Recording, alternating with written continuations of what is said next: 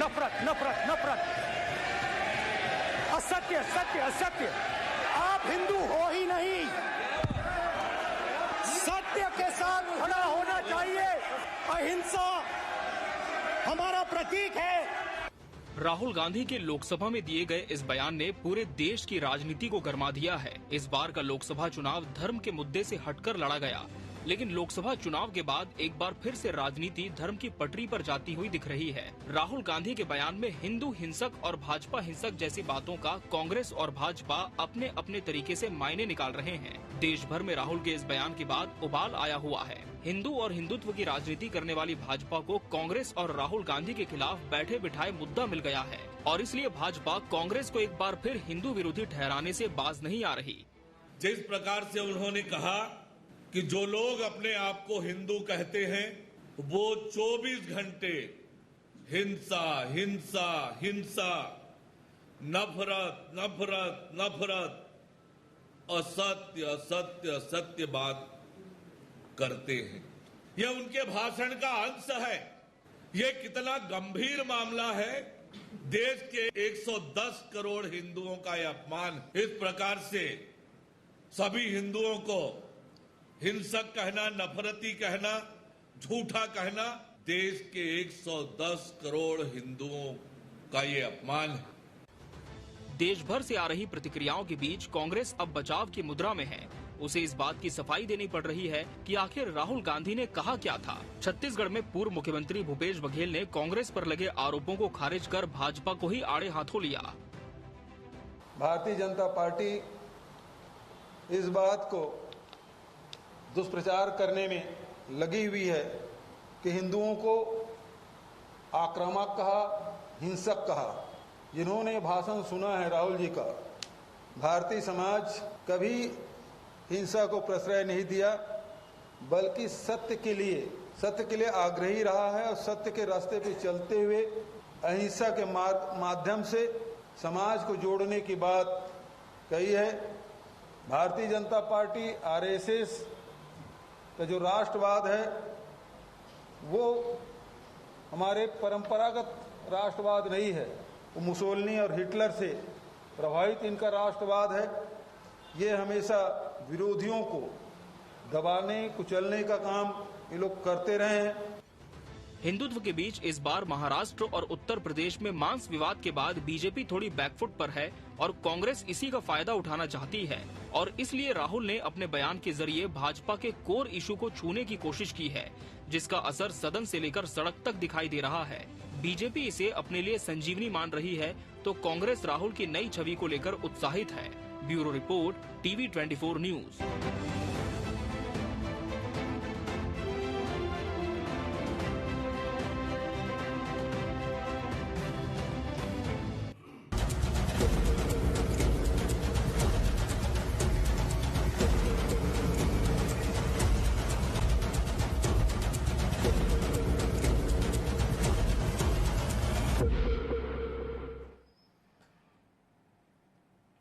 नमस्कार, मैं हूं मोहन तिवारी। आज के मुद्दे में आपका स्वागत है और आज का मुद्दा हमारा आधारित है वो मुद्दा जिसकी चर्चा देश में कल से चल रही है।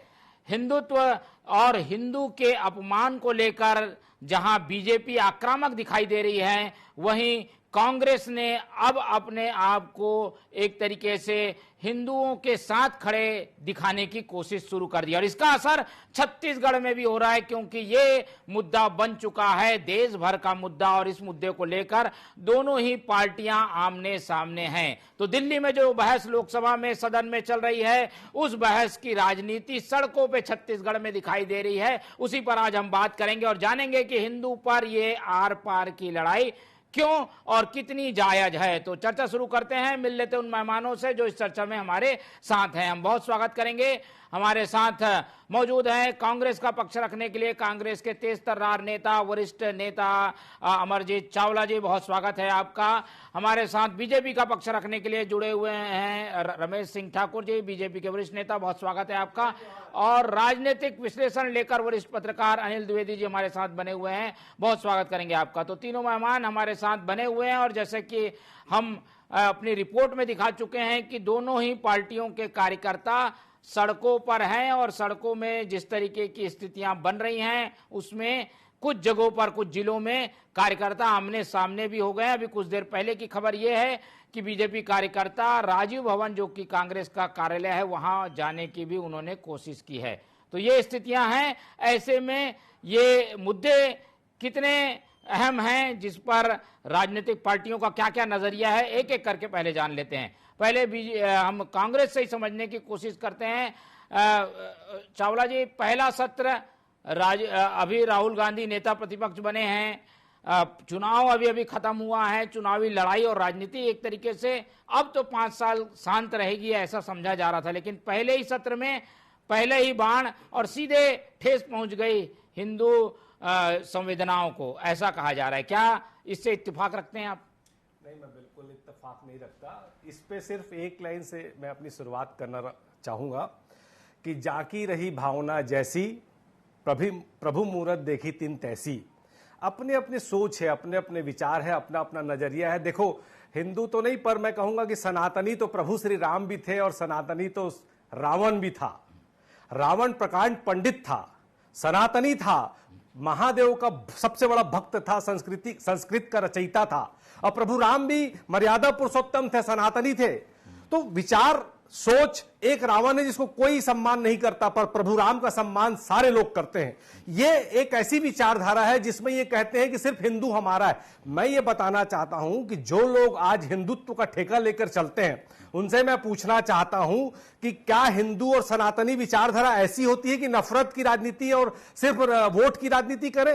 देखो, हिंदू और सनातनी वो होता है, जो सच्चा हिंदू वो होता है जो सनातनी परंपरा का सम्मान करता है। और सनातनी परंपरा क्या होती है? जिसमें हम जब रोज आरती करते हैं तो आरती के अंत में हम विश्व का कल्याण हो की कामना करते हैं। ये सनातनी परंपरा वो होती है जो कौमी एकता का सम्मान करती है और हिंदू, मुस्लिम, सिख, ईसाई आपस में भाई भाई की भावना के साथ आगे बढ़ती है। ये हिंदुत्व को अपने हिसाब से, अपने ढंग से परिभाषित करते हैं। और जब इनका परिणाम इनके खिलाफ आया और जब नेता प्रतिपक्ष के रूप में राहुल गांधी जी ने इनको घेरा, तो ये विचलित होकर जब इनको कोई मामला समझ में नहीं आया तो इन्होंने हिंदुत्व के मामले को अपनी तरीके से झूठे ढंग से परिभाषित करके गलत तरीके से उसको परिभाषित करने का दुष्प्रयास किया, जबकि ऐसा कुछ नहीं था। हम सब हिंदू हैं, हिंदुओं का देश है, हिंदुओं का सम्मान है, सनातनी परंपरा का सम्मान है, पर इनकी नजर में जो हिंदुत्व की परिभाषा है हम उससे बिल्कुल इत्तेफाक नहीं रखते।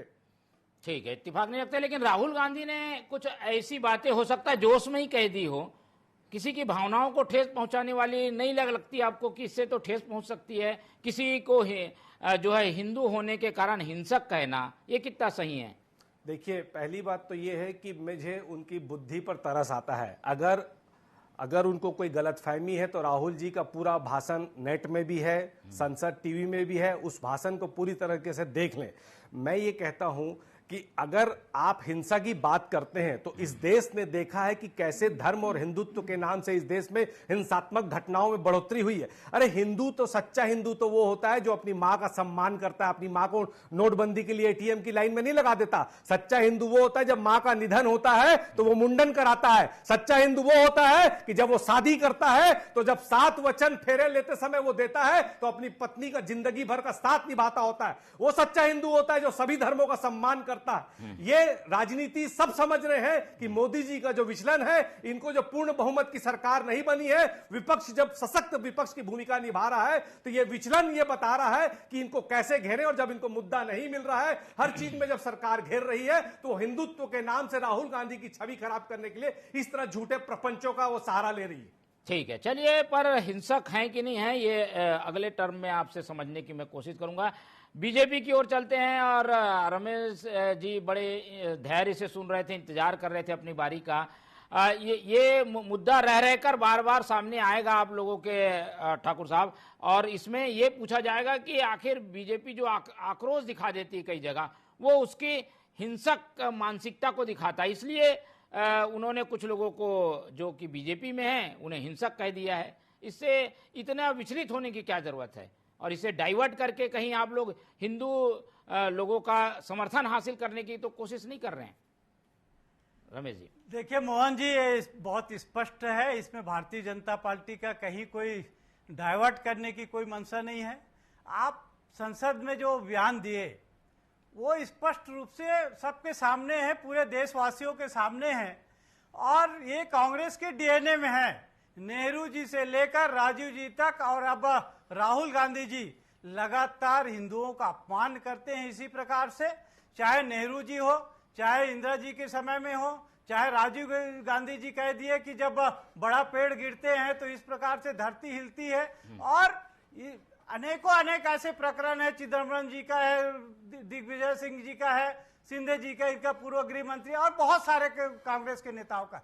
ये जब चुनाव आते हैं तो निश्चित रूप से जो है अपने कोट के ऊपर जनेऊ लगा लेते हैं, पहन लेते हैं, लेकिन चुनाव के बाद इसी प्रकार से हिंदू समाज को अपमानित करने का प्रयास करते हैं। अब आज हमारे प्रवक्ता साथी भाई कांग्रेस के बोल रहे थे कि ये कांग्रेस वालों को बोला, अरे आप देख लो, एक बार नहीं पूरा देश देख रहा है इस बात को कि राहुल गांधी जी ने अपने भाषण में स्पष्ट रूप से पहले कहा कि जो है, जो अपने आप को हिंदू समझते हैं वो हिंसक हिंसक हिंसक, और इस प्रकार से अनेक बात किए। जब भारतीय जनता पार्टी के सांसद वहां पर विरोध किए इस बात का, तब वो भारतीय जनता पार्टी के सांसदों की तरफ हाथ का इशारा करते हैं, लेकिन पहले वो हिंदुओं को अपमानित करने का प्रयास करते हैं, उनको हिंसक कहते हैं और बाद में जो है उसको डिफाइन करने के लिए इस प्रकार की बात कर रहा है। और रह गए सवाल जिस प्रकार से हमारा प्रवक्ता साथी मोदी जी के बारे में बोल रहे हैं, अरे संत परंपरा को आप समझो, वो व्यक्ति जो है संत परंपरा में जब चले जाते हैं तो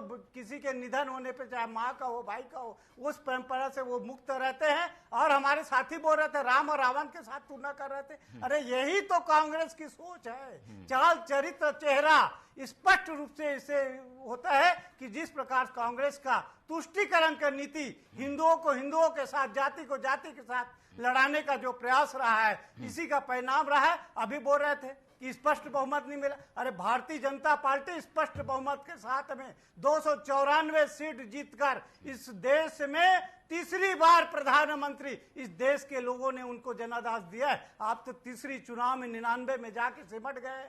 अरे देश के जनाधार किसके साथ में? तो इस प्रकार से उल जुलूल झूठी बात कहना कांग्रेस की जो है प्रवृत्ति है, और उसी का परिणाम है कि आज पूरा हिंदू समाज को कांग्रेस पार्टी ने चुनाव के बाद फिर से अपमानित करने का प्रयास किया है। ठीक है, तो इसको लेकर अब जो है हम देख रहे हैं जिलों तक में प्रदर्शन हो जा रहा है। चलिए, लोकसभा की बात है तो इसको क्या मुद्दा बनाने की कोशिश में है क्या बीजेपी? देखिए मोहन जी, इसमें कोई मुद्दा का विषय नहीं है। पूरा हिंदू समाज राहुल गांधी जी नेता प्रतिपक्ष लोकसभा के बयान के कारण आज दुखी है, व्यथित है और उनके मन में काफी आक्रोश है। और इस बात को लेकर समाज के हर व्यक्ति जो है अपने आप ढंग से विरोध प्रदर्शन करने के लिए जो है आतुर है, और इसका परिणाम आपको आने वाला समय में निश्चित रूप से दिखने। ठीक है, तो पक्ष विपक्ष दोनों हमने सुन लिया और सदन में भी हम सुन रहे हैं। अभी मोदी जी ने भी अपनी बात इसमें रखी है, लेकिन ये जो राजनीति है वो रुक नहीं रही है। इसको हम एक विश्लेषण के जरिए समझने की कोशिश करते हैं। अनिल द्विवेदी जी के पास चलकर, द्विवेदी जी, क्या ये एक समझ का फेर है? कहा किसी को गया, समझा किसी ने, अब लोगों तक दूसरी बात जारी है। क्या ये केवल समझ का फेर है या एक तरीके से कोई मानसिकता या विचारधारा की लड़ाई है ये? देखिए मोहन जी, ताजा बयान, ताजा विवाद जो है वो कांग्रेस के नेता प्रतिपक्ष राहुल गांधी के बयान को लेकर उठा है, जो उन्होंने संसद में दिया है। हो सकता है उनकी भावना गलत नहीं रही होगी, लेकिन शब्दों का चयन थोड़ा सा चूक गए मुझे लगता है। और पहले तो एक बात साफ कर दे कि इस देश का जो 100 करोड़ हिंदू समाज है उसे किसी राजनीतिक दल के सर्टिफिकेट की जरूरत नहीं है। 5000 8000 साल से ज्यादा हिंदू समाज पे आक्रमण होते रहे, चाहे वो आक्रमणकारी आए हों, चाहे अंग्रेज रहे हों, चाहे कोई भी रहा हो, हिंदू समाज कमजोर नहीं हुआ। आज भी वो यूनाइट है, आज भी वो शक्तिशाली होकर के उभरा है। उसे किसी राजनीतिक दल की परवाह नहीं है। राजनीतिक दलों को हिंदू समाज का साथ चाहिए तो उन्हें अपनी राजनीति की चिंता करनी चाहिए। लेकिन एक बात जरूर है कि हमारे आराध्य देवों का अपमान, हमारे हिंदू समाज पर गलत टिप्पणियां, ये कब तक बर्दाश्त की जाएंगी? दोनों तरफ से होती हैं, ऐसा नहीं है कि नहीं होती है। राजनीतिक दल वोटों के लिए करते हैं ये टिप्पणियां। अब हिंदू आतंकवाद शब्द ये कहां से आया भाई? कौन लेकर के आया और क्यों लेकर के आया? मंदिरों में हिंदू जाते हैं तो लड़कियां छेड़ते हैं, ये बयान क्या जरूरी थे? आज का जो बयान आया है और भी ऐसे तमाम बयान जो हिंदू समाज को कमजोर करने की साजिश चलते हैं, सनातन धर्म के खिलाफ खत्म कर देना चाहिए सनातन धर्म कांग्रेस को। तो इसे अपने आप को अलग कर रही है, कह रही है कि हमने ऐसा कुछ कहा ही नहीं, हमने पार्टी को कहा, हमने संगठन को कहा, व्यक्ति को कहा। कांग्रेस भाजपा पे जाना ही नहीं चाहता। मैं तो उस बयान की बात कर रहा हूं जो बयान इतने सालों से हिंदू समाज के लिए दिए जा रहे हैं।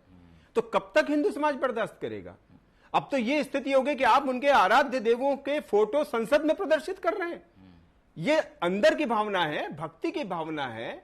कल से आप गुरु गोविंद सिंह का फोटो प्रदर्शित करेंगे, कोई यीशु मसीह की फोटो पसंद करेगा, कोई किसी और धर्म के गुरुओं की और भगवान की फोटो प्रदर्शित करने लग जाएगा। इससे राजनीतिक दलों को बचना चाहिए। मुझे इलाके संसद में ऐसा कभी हुआ नहीं है। आप किस स्तर की डिबेट पर आ चुके हैं? और इसलिए इन सब चीजों पर गौर करने की जरूरत है। और ऐसा नहीं है कि हिंदू समाज प्रतिक्रिया नहीं करता है। वो ये जरूर है कि वो कलेक्ट्रेट नहीं जलाता है या वो कहीं आगजनी हिंसा नहीं करता है, लेकिन वो स्वविवेक से फैसले करके आपको राजनीतिक दलों को उनकी औकात बता देता है। जो 440 पे थे कभी 52 पर आकर के टिक गए हैं। उन्हें ये समझना होगा कि 100 करोड़ हिंदुओं की भावनाओं को आप समझिए। कांग्रेस प्रवक्ता अमरजीत चावला बहुत अच्छी बात कह रहे थे कि हिंदू कौन है, हिंदू का सम्मान क्या होता है। मुझे याद है कि 1800 साल पहले यही गुरु गोविंद सिंह ने हिंदुओं से इसलिए 5 सिखों को चुना था ताकि हिंदू धर्म की रक्षा हो सके, धर्मांतरण से रक्षा हो सके। और बाद में वो 5 सिख हो गए, बाद में खालसा धर्म स्थापित हो गया। तो हिंदुओं की रक्षा के लिए खालसा धर्म सामने आया। तो सवाल धर्मांतरण विरोधी बयान का नहीं है, सवाल हिंदुओं के विरोधी का बयान का नहीं है, सवाल राजनीतिक दल के आधार पर कहीं आप टिप्पणी कर रहे हैं उसका भी नहीं है। आप मुस्लिमों के खिलाफ नारे क्यों नहीं आते हैं? ईसाई समाज के खिलाफ नारे क्यों नहीं आते हैं? सिर्फ ये सारी हिंदुओं की पदवियां, हिंदुओं का सम्मान, हिंदुओं की अपमानजनक टिप्पणियां सिर्फ हिंदुओं के लिए है। ठीक है। और ये तब हो रहा है जब पूरी तरह से हिंदुत्व का एक माहौल इस देश में चल रहा है और अभी भी राजनीतिक दल उससे सबक नहीं लेना चाह रहे। अभी भी वो इतनी सीटों पर घट करके आ गए हैं, अभी भी ये नहीं समझ रहे कि भैया आप 20% के साथ खड़े हो कि 80% के साथ। ठीक है चावला जी, ये परिणाम आप लोगों के लिए सुखद रहा, लेकिन परिणाम के तुरंत बाद धर्म के मुद्दे पर ये कांग्रेस का जाना कितना जायज है और क्या इस पूरे प्रकरण में बैकफुट में है? हम देख रहे हैं जगह जगह प्रेस कॉन्फ्रेंस हो रही है कांग्रेस की, वो सफाई दे रहे हैं कि हमने इनको नहीं कहा, हम हिंदू समाज का सम्मान करते हैं, इस तरीके की बातें हो रही हैं। बैकफुट में मानते हैं कांग्रेस को इस पूरे प्रकरण में? नहीं, देखिए बैकफुट और फ्रंट फुट वाली बात ही नहीं है। और जैसा कि आपने कहा कि धर्म एक मुद्दा है, यही तो सोच में फर्क है। धर्म एक मुद्दा नहीं है, धर्म हमारी व्यक्तिगत आस्था का मामला है जिसको सार्वजनिक प्रदर्शित नहीं किया जाता। और सच्चा हिंदू कौन होता है? जब वो सीना ठोक के राष्ट्रगान गाता है तो उस समय वो बोलता है कि पंजाब सिंध गुजरात मराठा द्राविड़ उच्चल वंगा विंध्य हिमाचल यमुना गंगा जब बोलता है तो उसकी संस्कृति दिखती है उसमें। जब वो पूरे विश्व के कल्याण की बात करता है तो वो हिंदुत्व सनातनी परंपरा का निर्वाह करता है। वो बताता है कि मैं सच्चा हिंदू हूं जो सबके हित के, सबके कल्याण की बात करता हूं। अरे सच्चा हिंदू तो वो होता है जिसके पैर में गलती से भी अगर एक चींटी दब जाती है तो सिहर जाता है, वो पेड़ काटने में भी डरता है, वो घर से जब निकलता है तो अपने माता पिता का सम्मान करके निकलता है। वो कभी भी धर्म और राजनीति के नाम पर आपस में लड़ता नहीं। हिंदू ना डरता है और ना डराता है। और हिंदुओं को कोई क्या डराएगा? ये हिंदुओं का देश है, हम किसी के मोहताज नहीं है। पर अगर भारतीय जनता पार्टी इस हिंदू भावना को भड़काकर वोट के लिए राजनीति करती है तो हमारा जो प्रतिरोध है उस बात को लेकर है कि हिंदू इतने कायर और इतने कमजोर नहीं है कि उसको भारतीय जनता पार्टी ठेकेदार बनके हिंदुत्व का ठेका ले। हम ये बोलते सच्चा हिंदू तो वो महात्मा गांधी था, वो कमजोर काया का वो सिपाही जिसको गांधी जी बोलते थे कि महात्मा गांधी की पिक्चर आने के पहले गांधी को जानता कौन था? और ये महात्मा गांधी की ताकत थी जिसकी मूर्ति 87 देशों में लगती है। यह महात्मा गांधी की ताकत थी जिसने अंतिम समय में अपने शहादत के समय में उनके मुंह से अगर कोई शब्द निकला तो वो हे राम था। वो ये था जिसको हर हिंदू गर्व के साथ बोलता है कि दे दी हमें आजादी बिना खड़क बिना ढाल, साबरमती के संत तूने कर दिया कमाल। वो सच्चा हिंदू था, वो सच्चा महात्मा गांधी था जिसने अहिंसा की ताकत से इस देश से अंग्रेजों को भगाने की, हम सबको आजादी की सांस लेने के लिए, हम सबको ये इतना स्वर्णिम और गौरव महसूस करने का अवसर प्रदान किया। उस गांधी जी के बारे में मोदी जी ऐसा बोलते तो मोदी जी का और भाजपा का और आरएसएस का हिंदुत्व अलग है। हमारा और इस देश के 110 करोड़ हिंदुओं का असली हिंदू जो मर्यादा पुरुषोत्तम राम की भावनाओं के साथ चलते हैं, उनका हिंदुत्व अलग है। इस बात को लेकर नफरत नफरत के बाजार में मोहब्बत की दुकान खोलने वाले उस राहुल गांधी ने इनको आईना दिखाया और उससे विचलित होकर ये मुद्दे लेकिन अब कैसे समझाएंगे? काम कर रहे हैं। ठीक है, ये मैसेज चला गया एक तरीके से हिंदुओं का अपमान हुआ है करके, ये अब कैसे समझाएंगे? क्या ये मैसेज अब कैसे कन्वे करेंगे कि हमने ये नहीं कहा, कही गई बात बाद में दूसरे ढंग से पहुंचती है? कांग्रेस का अब क्या स्टैंड है इसमें? मोहन जी, ये हिंदुस्तान है, ये उन हिंदुओं का हिंदुस्तान है जिन्होंने नासा से पहले भी इस देश में कई भविष्यवाणी कर दी, जीरो के बारे में बोल दिया, कई आविष्कार कर दिए। असली हिंदू तो अब्दुल कलाम आजाद भी था, जिसने मिसाइल मैन कहा जाता है, जिसने हिंदुस्तान के सेना का गर्व से सर ऊपर किया था। तो कोई हिंदू को इतना कमजोर मत समझिए आप अंडर एस्टिमेट कर रहे हैं। हर हिंदू समझदार है, बुद्धिमान है, वो ऐसी मोदी और भाजपा की बातों में आकर डाइवर्ट नहीं होता। हर हिंदू काबिल भी है, हर हिंदू समझदार भी है, हर हिंदू मुसलमान भी है, और सब जो हिंदुस्तान में रहते हैं, मैं तो उन सबको हिंदू मानता हूं। और ये ना बंटने वाला है, ना किसी की बातों में आने वाला है। और सब समझते हैं राजनीति के लिए जो विचलित होकर जो डाइवर्ट करने का प्रयास भारतीय जनता पार्टी कर रही है, इससे कोई भी हिंदू इनकी बातों में ना आने वाला है, ना आएगा। ठीक है, चलते हैं ठाकुर साहब का। ठाकुर साहब, लोकसभा में जो बातें कही गई थी विवादित, वो विलोपित हो चुकी हैं, और फिर भी लेकिन बीजेपी इस मुद्दे पर अड़ी हुई है, उसकी सफाई भी आ गई। राहुल गांधी ने कुछ ही देर बाद स्पष्ट भी कर दिया वो किसके लिए कह रहे हैं। लेकिन आप लोग शायद ये मुद्दे को जिंदा रखना चाहते हैं। क्या बीजेपी इसे एक राजनीतिक हथियार के रूप में इस्तेमाल कर रही है? देखिए मोहन जी, हमारे प्रवक्ता साथी भाई अमरजीत ने भाषण बहुत अच्छा दिया। उनके विचार व्यक्तिगत हो सकते हैं, बहुत अच्छा विचार है, होना भी चाहिए कि हम हिंदू हैं और गर्व से कहेंगे हम हिंदू हैं, इसमें कहीं कोई संकोच नहीं करना चाहिए। लेकिन इनके सुप्रीम नेता का जो विचार है, जो उनका भाव है, जिस प्रकार से वो नैरेटिव सेट करते हैं, उस पर क्या कहना है प्रवक्ता साथी का? तो बोल रहे हैं कि उनका हमने अपना कहा ही नहीं कहना, है। बहुत इतिहास की बात करना, हमारे प्राचीन ग्रंथों की बात करना टीवी चैनल में बैठकर। लेकिन जिस प्रकार से उन्होंने कहा, और एक बार नहीं अनेकों बार, यह बहुत सारे उदाहरण हैं।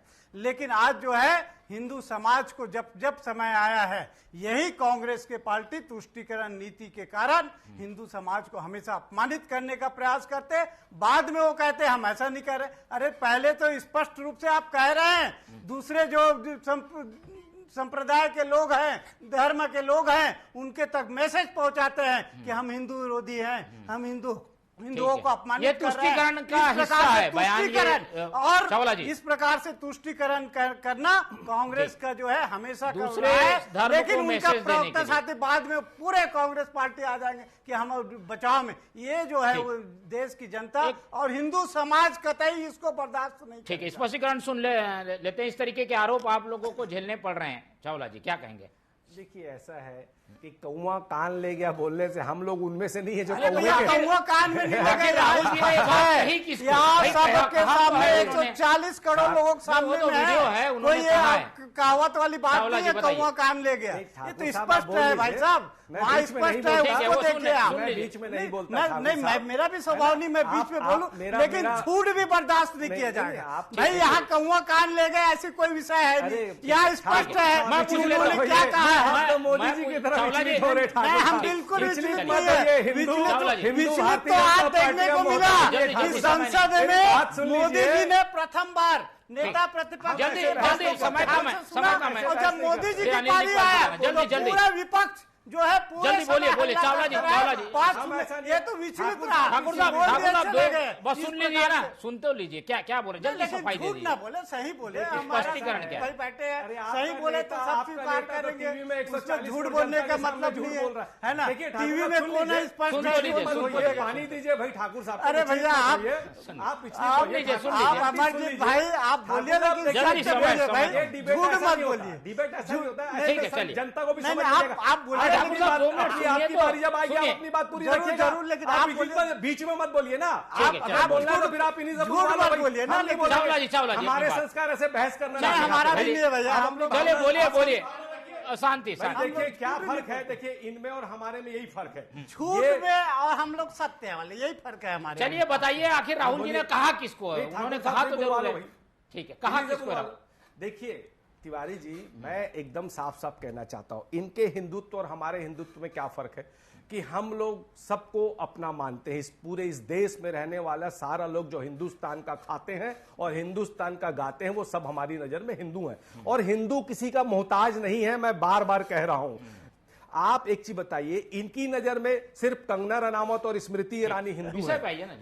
हमारी नजर में वो जो किसान थे बॉर्डर में, जो 750 से ज्यादा किसान शहीद हो गए, वो लोग जो पुलवामा में शहीद हो गए, वो सारे युवा जो अग्निवीर में नौकरी के नाम से चले गए, वो सारे लोग जो कोरोना में तबाह हो गए, वो सारे लोग जो नोटबंदी में मारे गए और रोड में आ गए, वो बहन जो हाथरस में जिसके साथ सामूहिक बलात्कार हुआ, वो बहन जो मणिपुर में निर्वस्त्र हुई, वो शहीद हमारे सैनिक, पूर्व सैनिक जो जंतर मंतर में धरने में बैठे, वो हमारे हाथरस के शहीद। लेकिन आखिर वो हमारी हिंसक कौन है? क्या मोदी की नजर में वो हिंदू नहीं थे?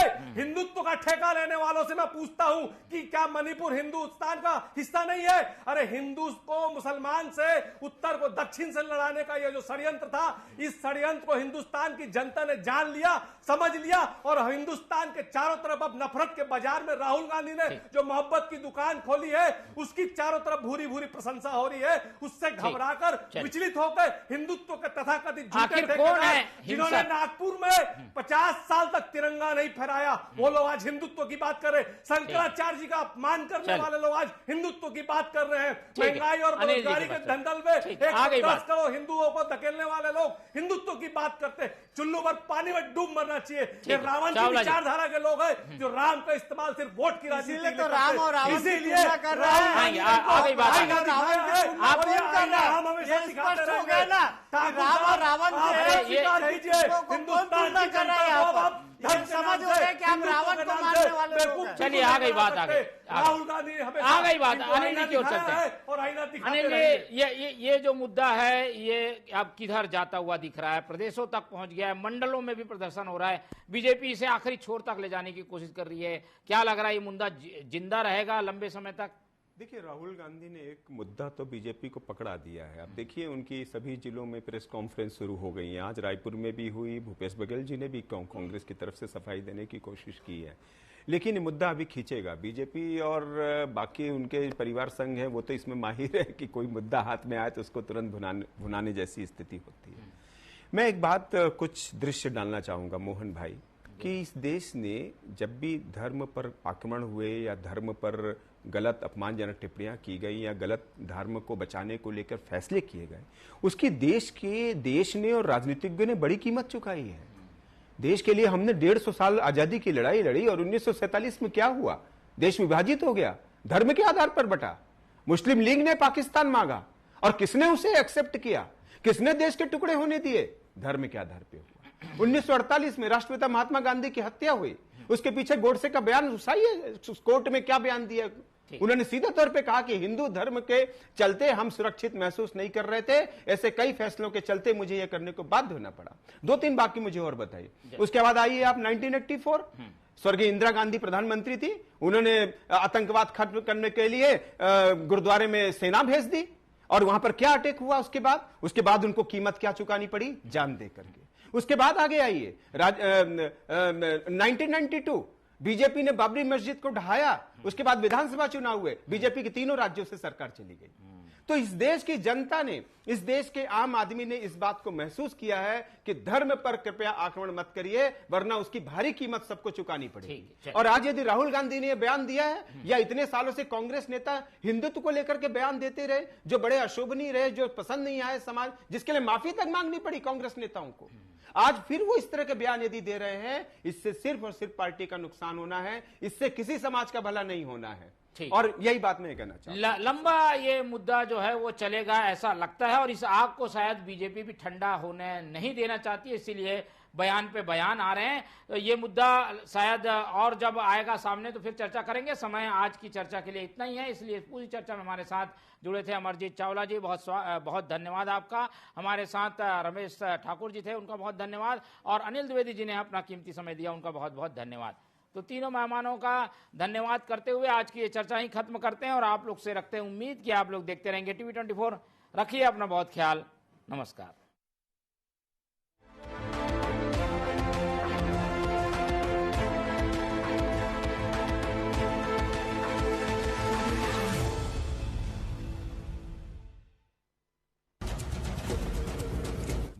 के धुरंधरों से बेबाक बातचीत, आपके सवालों का हम मांगेंगे जवाब। तीखे सवालों की जानिए हकीकत।